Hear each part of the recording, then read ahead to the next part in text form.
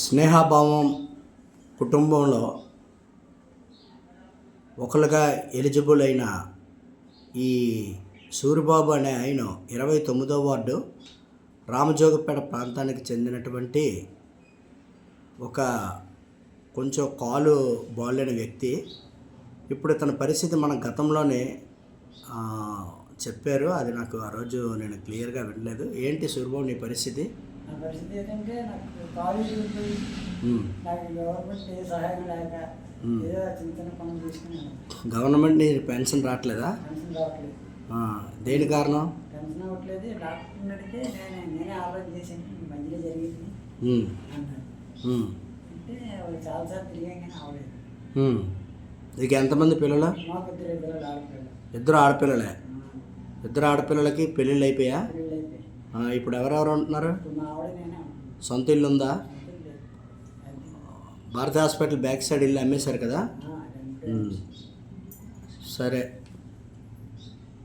ఇప్పుడు నువ్వు వారం కిందట వచ్చావు, మొత్తం అబ్జర్వేషన్ చేసాం, నీ తాలూకు పరిస్థితి కూడా చూసాం. ఇప్పుడు ఎవరు ఏటి సాయం చేశారో చేయలేదు అనేది మేము చెప్పకూడదు, వాళ్ళు మేము బ్లేమ్ చేయకూడదు. ఈ వీడియో చూసి ఎవరైనా సచివాలయం సిబ్బంది వచ్చి నీ అదృష్టం బాగుండి నీకు పెన్షన్ రాస్తే అది నీ అదృష్టం. ఆ విషయాల్లో మేము జోక్యం చేసుకోకూడదు. అయితే నీ పరిస్థితిని చూసి మేమైతే నీకు నెలకి ఇప్పుడు ఇస్తున్నటువంటి వస్తువులే ఇస్తాం. ఏంటి?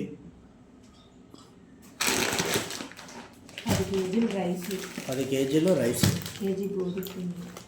కేజీ గోధుమ పిండి, మినప్పప్పు, కందిపప్పు, బఠాణి, పెసరపప్పు, ఉప్మా రవ్వ, ఇడ్లీ రవ్వ, ఒక సాల్ట్ ప్యాకెట్.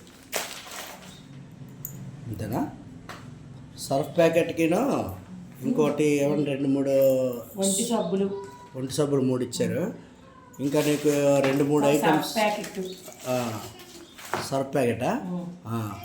ఇవి కాక నీకు ఏమైనా 2 సర్ఫ్ ప్యాకెట్ ఇచ్చారు కదండి? ఓకే. అయితే ఇప్పుడు మేము చేయగలిగింది అయితే నీకు ఇది ఇప్పుడే ఇచ్చేసి మేము దులిపేసుకోవట్లేదు. ప్రతి నెల నువ్వు వచ్చి తీసుకోవచ్చు. నీకు ఎప్పుడు ఫోన్ వస్తుందో అప్పుడు మీరు తీసుకోండి. ఒక్కోసారి మాకు 1-2 రోజులు కొంచెం లేట్ అయినా నీకు ఫోన్ వస్తుంది. ఇది మా స్నేహభావం కుటుంబం ట్రస్ట్ చేస్తున్నటువంటిది. ఫౌండర్ అశోక్ అని నేను మీ యొక్క పరిస్థితిని గమనించి నేను మీ కళ్ళ ముందే తిరిగినోడిని. నీ పరిస్థితి నాకు చిన్నప్పటి నుంచి నాకు తెలుసు, అందుకే నేను ఎలిజిబుల్ చేశాను. మీ నాన్నగారు మీ అన్నయ్య కూడా చనిపోయారు కదా? ఓకే, సరే. అయితే ఇవి తీసుకోమ్మా.